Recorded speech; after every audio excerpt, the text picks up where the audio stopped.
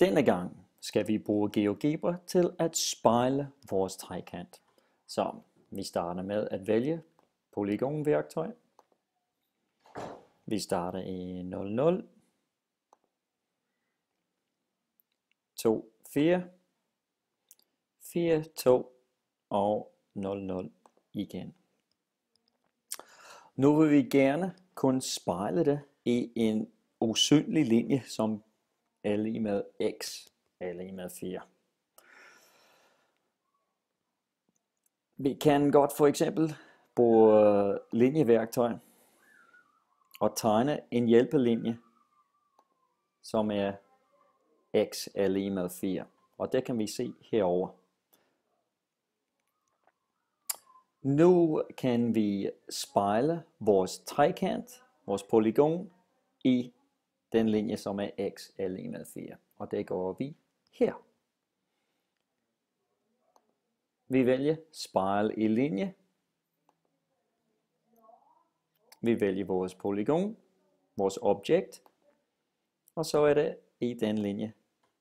Nu har vi spejlet det i den linje.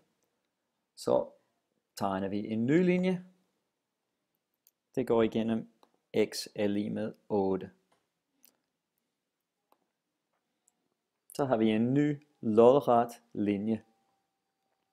Igen spejler vi i linje. Vores objekt, vores trekant, linjen vælger jeg, og vupti. Og man kan se, at den nye trekant, det ligner en parallel forskydning af vores første trekant. Så igen, så fortsætter vi med at tegne et nyt linjestykke. Den skal bare gå igennem x er lige med 12. Vælge vores værktøj. Spejle i linje. Check. Vores objekt, vores trekant, den linje. Og så kan vi se den nye spejling, den ligner den anden spejling. Og så videre, og så videre.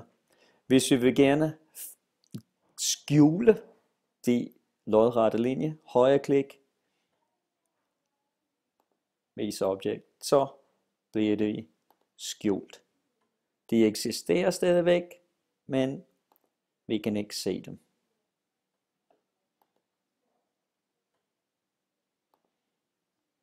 Og så har vi vores trekante spejlet.